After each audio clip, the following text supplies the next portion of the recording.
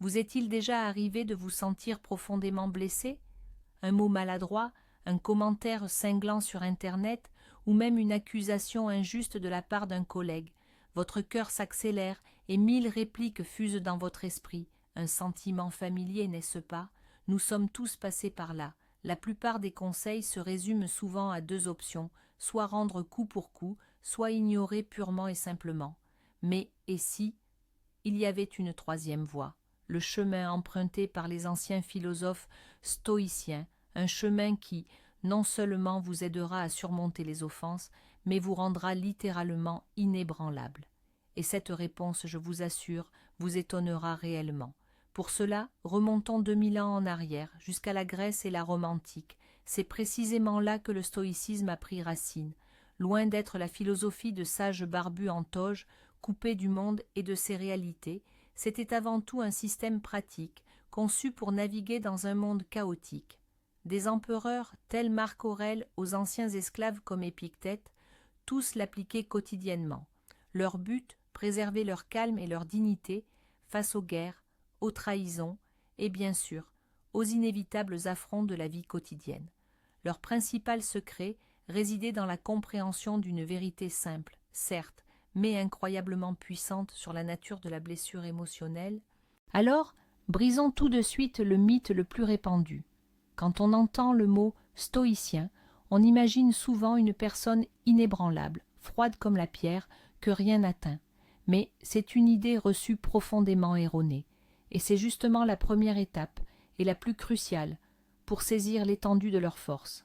Les stoïciens n'étaient pas des robots, c'étaient des êtres humains, bien vivants, qui ressentaient tout le spectre des émotions, la colère, la peur, la joie, et, bien sûr, la douleur face aux paroles blessantes.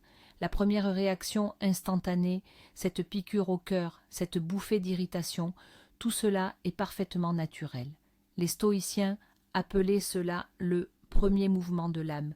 C'est un réflexe que nous ne contrôlons pas, un peu comme retirer sa main du feu, mais c'est là que réside tout l'intérêt de la chose. Toute la pratique du stoïcisme s'articule autour de ce qui se passe après ce premier choc émotionnel. Le stoïcien ne laisse pas cette étincelle se transformer en un brasier de haine. Il ne permet pas à l'offense d'envahir son esprit et de se muter en des heures de tourment. Leur but n'était pas de ne rien ressentir, mais plutôt de ne pas laisser ces premières émotions involontaires dicter leurs pensées et leurs actions. Alors, quel est leur secret? Il réside dans une idée simple mais révolutionnaire qui est au cœur de toute la philosophie stoïcienne. C'est la distinction fondamentale entre ce que nous pouvons maîtriser et ce qui échappe à notre contrôle. Les stoïciens divisaient le monde en deux catégories. La première englobait tout ce qui ne dépend pas de nous. La météo, notre passé, notre réputation aux yeux d'autrui et, bien sûr, les paroles et les actions des autres. Quelqu'un décide de vous insulter ou de vous dire une méchanceté. C'est son choix, son affaire. Vous n'avez aucun contrôle là-dessus. Quant à la seconde catégorie, bien plus petite mais ô combien essentielle, elle comprenait ce qui est entièrement sous notre contrôle, nos propres pensées, nos jugements et nos réactions. Et c'est là que réside la clé. Une insulte, par exemple, relève de la première catégorie. C'est un événement externe incontrôlable. En revanche, votre réaction d'offense ou de ressentiment face à cette insulte appartient à la seconde. C'est votre choix intérieur, votre décision. C'est à vous de décider d'accepter ce cadeau ou de le rejeter. Comprendre cette simple distinction est le premier pas vers une véritable liberté, celle de se détacher de l'opinion d'autrui. Alors, concrètement, que faire au moment précis où cette flèche empoisonnée de mots vous est décochée? La toute première étape, et c'est la plus cruciale et la plus difficile, est celle de la pause paradoxale. Ne répondez pas, ne vous justifiez pas, ne laissez rien transparaître sur votre visage. Prenez simplement une inspiration, une seule, profonde et lente, puis expirez. Cette unique seconde, ces 2 brefs instants de silence, voilà votre bouclier. Pourquoi est-ce si important? Parce que votre agresseur s'attend à une réaction. Il cherche à provoquer la douleur, la colère, le trouble. Il tire sur les ficelles, espérant que, telle une marionnette, vous allez danser à sa guise. Cette pause coupe le fil. Elle déjoue son scénario, mais surtout, elle rompt votre propre réflexe automatique. À cet instant, votre cerveau est en mode instinctif, combattre ou fuir. Ce court délai, cette fraction de seconde, donne à votre esprit, à votre raison logique, l'occasion de prendre le relais et de reprendre le dessus sur vos émotions. C'est votre première et sans doute la plus importante victoire dans cette petite bataille. Vous passez de la réaction à l'action. Et voilà qu'une fois votre esprit s'est offert ce bref répit, le véritable travail du stoïcien débute. Au lieu de laisser votre esprit s'enflammer de répliques indignées, posez-vous une question froide et rationnelle.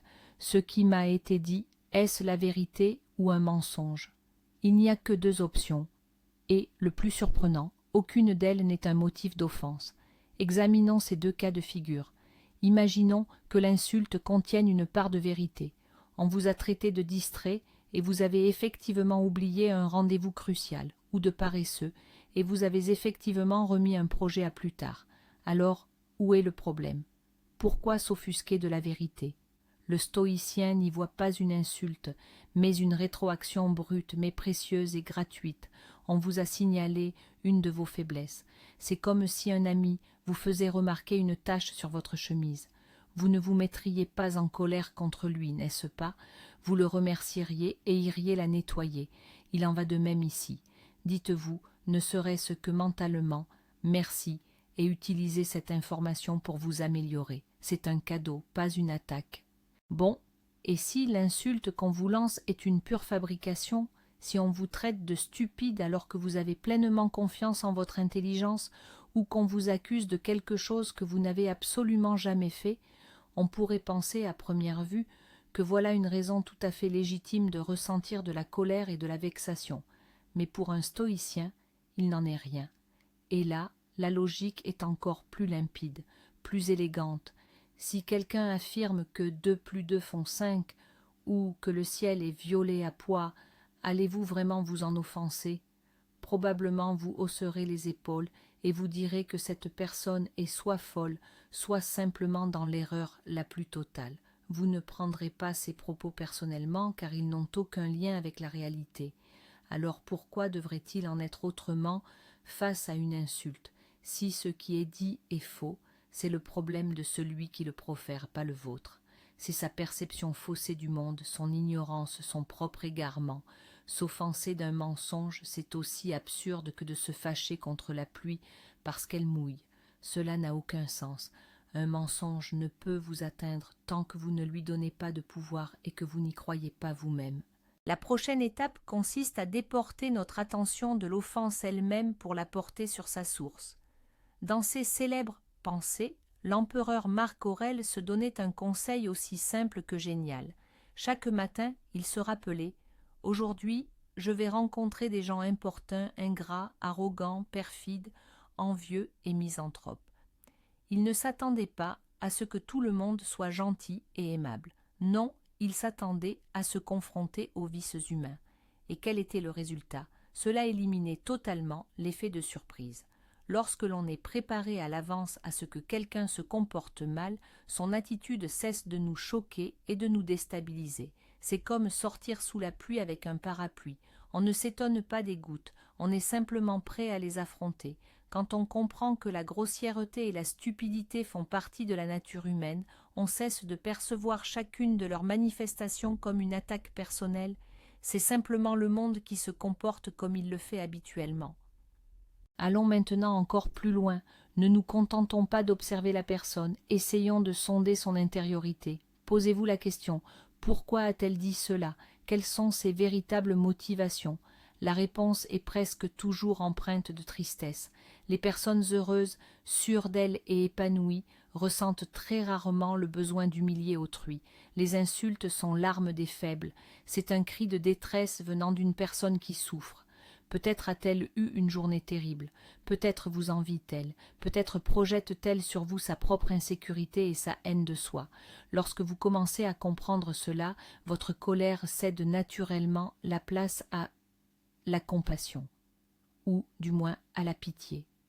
Vous ne voyez plus un ennemi redoutable, mais un être malheureux et perdu, qui tente de gérer sa douleur en s'en prenant aux autres. Et réagir avec colère à la souffrance d'autrui, c'est comme jeter de l'huile sur le feu.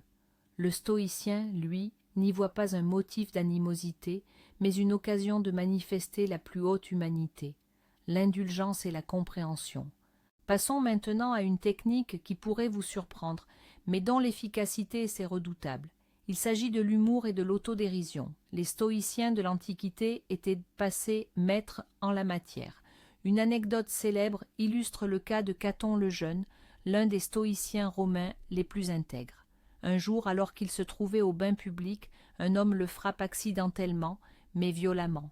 Comprenant immédiatement qui il venait de heurter, l'homme se précipite vers Caton et s'empresse de s'excuser platement. La réaction de Caton, il rétorque simplement « Ce n'est rien, je ne me souviens même pas avoir été frappé ».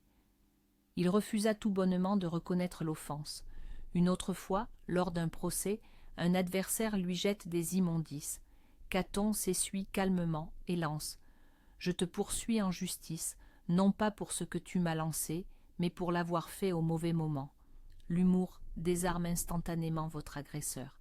Il démontre une telle confiance en soi que les vaines tentatives de l'agresseur de vous atteindre ne provoqueront qu'un sourire, voire un léger haussement d'épaules. Vous ne jouez plus son jeu ni selon ses règles, vous inventez le vôtre ou vous êtes le seul maître à bord. Cette approche est le summum de la maîtrise stoïque, et elle découle directement de l'humour. Il s'agit d'une technique basée sur l'acquiescement et l'exagération. Elle brise complètement le schéma habituel de l'agresseur et le laisse souvent sans voix. Imaginez que quelqu'un vous lance au travail « Tu es encore trop lent ». Au lieu de vous justifier ou de vous énerver, vous pourriez répondre avec un léger sourire « Lent, mais vous n'avez rien vu. Je compte bien finir ce rapport. D'ici Noël prochain. » Ou si quelqu'un vous écrit sur Internet « Tu ne piges rien à ce sujet ». Votre réponse « Absolument. À vrai dire, j'ai appris à lire hier. C'est un miracle que j'ai réussi à rédiger ce commentaire. » Que se passe-t-il alors? Vous privez l'insulte de sa force principale, l'élément d'attaque. C'est comme si vous interceptiez la lance qui vous est jetée et que vous commenciez à jongler avec. L'agresseur s'attend à de la résistance, mais il reçoit un acquiescement. C'est si déroutant qu'il n'a d'autre choix que de cesser son attaque. Vous montrez que son opinion est si insignifiante pour vous que vous vous permettez même d'en jouer. Revenons un instant à un concept fondamental. Qu'est-ce qu'une insulte au fond? Ce ne sont que des mots, une suite de sons ou de symboles affichés sur un écran. Ils n'ont aucune force intrinsèque, aucun pouvoir inhérent. Ils ne peuvent pas vous blesser physiquement. Ils ne deviennent offensants, toxiques ou douloureux qu'à une seule condition, quand vous leur donnez ce pouvoir. C'est lorsque vous posez le jugement suivant. Ce qu'il ou elle a dit est mal, injuste, voire humiliant. C'est votre adhésion interne à cette interprétation négative qui transforme de simples mots neutres en une arme contre vous-même. Les stoïciens l'exprimaient ainsi. Ce ne sont pas les choses qui nous troublent, mais l'opinion que nous en avons. Ce n'est pas l'insulte elle-même qui vous blesse, mais bien votre perception, votre jugement à son égard. Dès l'instant où vous saisissez véritablement cette idée, vous acquérez un pouvoir inouï. Vous comprenez que la télécommande de vos émotions a toujours été et restera uniquement entre vos mains. Personne d'autre ne pourra appuyer sur ces boutons sans votre consentement. Pour protéger ce pouvoir, les stoïciens utilisaient une métaphore puissante, la citadelle intérieure. Imaginez que votre esprit, votre être profond, est une forteresse imprenable. Elle possède des murs épais, de hautes tours et des portes robustes. Tout ce qui se passe dans le monde extérieur, les paroles, les actes, les opinions des autres, est une armée qui assiège votre forteresse. Ils peuvent crier, jeter des pierres, tirer des flèches, mais ils ne peuvent pas pénétrer à l'intérieur. La seule façon pour l'ennemi de s'introduire dans la citadelle est si vous lui ouvrez vous-même les portes. Chaque insulte est une pierre lancée contre le mur de votre forteresse. Elle peut résonner fort, mais elle ne causera aucun dégât tant que vous ne déciderez pas vous-même que cet impact a détruit le mur. Cultiver en soi cette citadelle intérieure, c'est se rappeler constamment « Mon esprit est mon territoire, ma sérénité est mon choix, et c'est moi qui décide qui j'y admets. » Votre équilibre intérieur devient un sanctuaire inviolable, auquel vous seul avez accès. Mais qui est donc le grand traître, celui qui tente constamment d'ouvrir les portes de la forteresse depuis l'intérieur? C'est notre ego, ce sentiment exacerbé de notre propre importance. C'est lui qui hurle plus fort que tout. Comment ose-t-il? Qui est-il pour me parler ainsi? Il doit me respecter. L'ego exige que le monde corresponde à nos attentes. Il a soif de reconnaissance, de louange et redoute la moindre critique. C'est précisément cet ego démesuré qui nous rend si vulnérables. Il est comme un grand ballon gonflé. Plus il est grand, plus il est facile de le percer. Les stoïciens, eux, prônaient l'inverse, la modestie et une estime de soi lucide et mesurée. Ils comprenaient que nous ne sommes pas le centre de l'univers, que les autres ont leurs propres opinions, souvent erronées, et que c'est tout à fait normal. Maîtriser son ego, c'est dégonfler ce ballon, le rendre petit et dense. Alors, les piques et les insultes d'autrui rebondiront simplement, sans trouver de prise, sans l'atteindre. Vous cessez de défendre une image factice de vous-même et commencez à vous appuyer sur votre véritable valeur, celle qui vient de l'intérieur. Et si nous envisagions la situation sous un tout autre angle, que se passe-t-il si chaque insulte n'est pas une attaque, mais un entraînement, une occasion de devenir plus fort, plus sage et plus serein? Imaginez que vous alliez à la salle de sport pour vous muscler. Vous n'allez pas en vouloir à la barre de musculation parce qu'elle est lourde, n'est-ce pas? Au contraire, vous comprenez que c'est précisément son poids, cette résistance, qui vous rend plus fort. Avec les insultes, c'est la même chose. Chaque parole désagréable, chaque commentaire cinglant est comme un disque supplémentaire sur votre barre mentale. C'est une chance de pratiquer la patience, de tester la solidité de votre citadelle intérieure, d'affiner votre capacité à faire une pause et à analyser rationnellement. Lorsque vous changez votre regard sur l'insulte, ne la considérant plus comme un problème, mais comme une opportunité, toute la situation se métamorphose. Vous n'êtes plus une victime, vous êtes un athlète de l'esprit qui utilise chaque obstacle comme un appareil d'entraînement pour sa croissance. Et avec le temps, vous remarquerez que ces poids qui vous semblaient autrefois insurmontables, vous commencerez à les soulever avec aisance. Épictète, le philosophe, qui, parti de l'esclavage, est devenu l'un des maîtres les plus respectés du stoïcisme, a énoncé cette idée avec une clarté éclatante. Il disait « Si quelqu'un te rapporte que telle personne dit du mal de toi, ne te justifie pas. Réponds plutôt « C'est qu'il ne connaissait pas mes autres défauts, sinon il n'aurait pas mentionné seulement cela. » C'est là toute la clé. Épictète enseignait que la cause de notre colère ne réside pas dans les paroles d'autrui, mais dans notre propre jugement de ces paroles. C'est nous-mêmes qui leur apposons l'étiquette de mauvaise, blessante ou injuste. Mais, et si nous refusions simplement d'y apposer cette étiquette, et si nous traitions ces mots comme un simple ensemble de faits, fussent-ils déformés, quelqu'un a exprimé son opinion, point, c'est son droit. Quant à vous, il vous revient de décider comment vous recevez cette opinion. Vous avez le pouvoir de changer votre jugement. Vous pouvez vous dire « ce n'est là que son point de vue, basé sur son expérience et son humeur du moment. Cela ne définit en rien qui je suis. » Dès l'instant où vous modifiez votre jugement, l'émotion qui y est rattachée disparaît. Le sentiment d'offense s'évapore tout simplement, car il n'a plus de carburant pour l'alimenter. Très souvent, les insultes et les critiques ciblent l'un de nos points les plus sensibles, notre réputation. Nous avons l'impression que la moindre parole négative à notre sujet sera crue de tous, et que notre image aux yeux de la société en sera détruite. Nous craignons de perdre le respect, notre emploi, nos amis, mais les stoïciens, là encore, offraient une perspective radicale.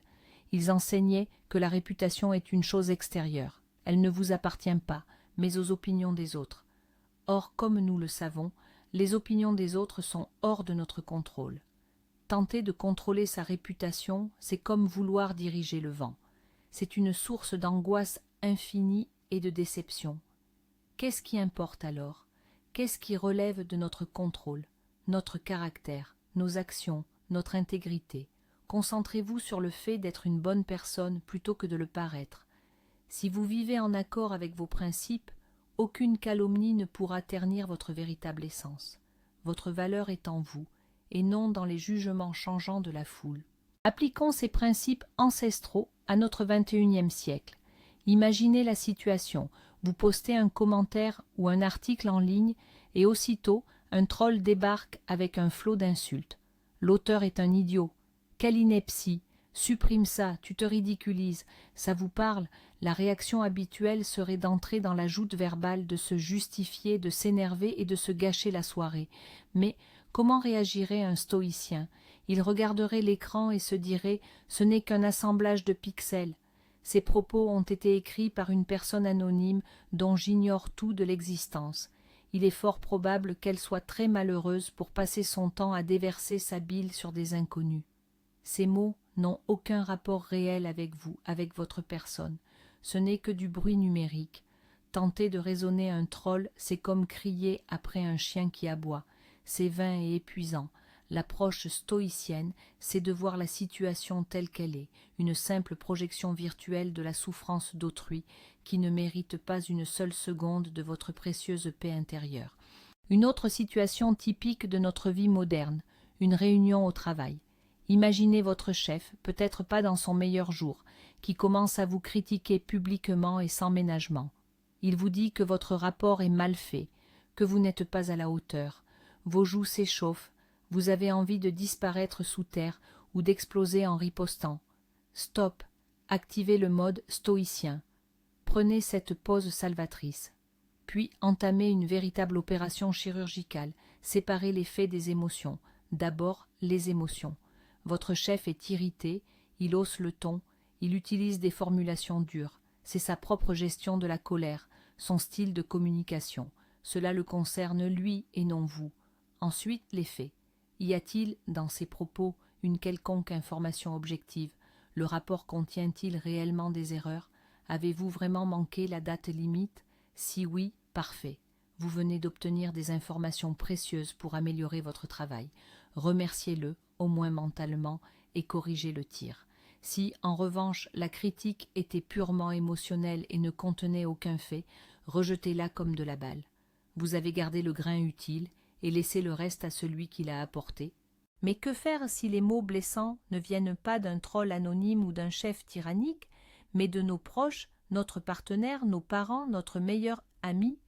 De telles remarques blessent le plus profondément, car nous faisons confiance à ces personnes et valorisons leur opinion. Pourtant, même dans ce cas, le principe fondamental du stoïcisme demeure inchangé. Oui, c'est plus difficile.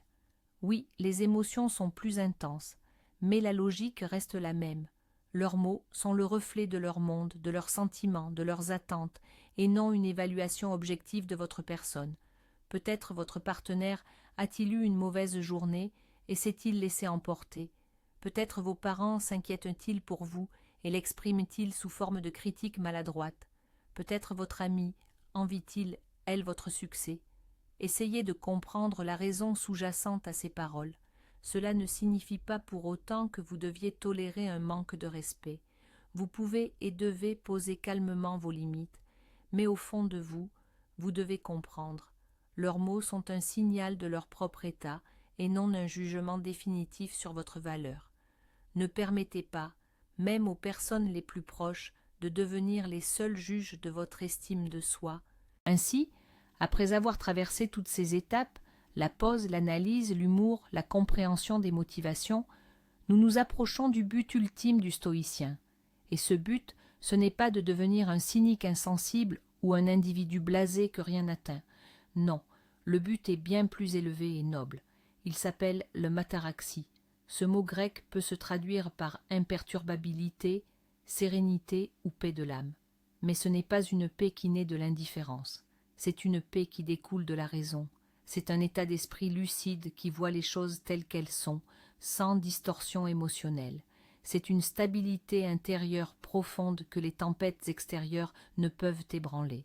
Lorsque vous atteignez l'ataraxie, vous ne cessez pas de ressentir, mais vous cessez d'être l'esclave de vos émotions. Vous pouvez vous réjouir sans sombrer dans l'euphorie, vous pouvez être triste sans vous noyer dans le désespoir, et vous pouvez entendre des insultes sans éprouver de ressentiment. Vous les observez simplement, en comprenez la nature et les laissez passer sans perturber votre paix intérieure. Et nous voilà au cœur du sujet, à l'idée qui change absolument tout. Prêt? Le plus grand secret stoïcien, c'est que personne ne peut vous insulter, absolument personne. L'insulte, ce n'est pas ce qui vous est dit, c'est un acte qui implique deux personnes. L'une propose, l'autre accepte. Imaginez que quelqu'un vous tende un cadeau composé de mots empoisonnés. Vous n'êtes pas obligé de l'accepter. Si vous ne le prenez pas, à qui reste-t-il? Exactement, à celui qui a tenté de vous le donner. C'est un sacré changement de perspective, n'est-ce pas? Tout le pouvoir dans cette situation n'est pas entre les mains de l'offenseur, mais entre les vôtres. C'est vous qui décidez si un simple ensemble de sons ou de lettres se transforme en arme. Quelqu'un peut vous injurier, mais vous ne vous sentez insulté qu'au moment où votre voix intérieure vous souffle « Oui, c'est vrai, c'est terrible, c'est injuste ». Le stoïcisme nous enseigne à intercepter ce moment précis et à nous dire « Ce n'est que son opinion, cela ne me définit pas ». La véritable force ne réside pas dans une réponse cinglante, mais dans la réalisation qu'il n'y a, au fond, rien à répondre.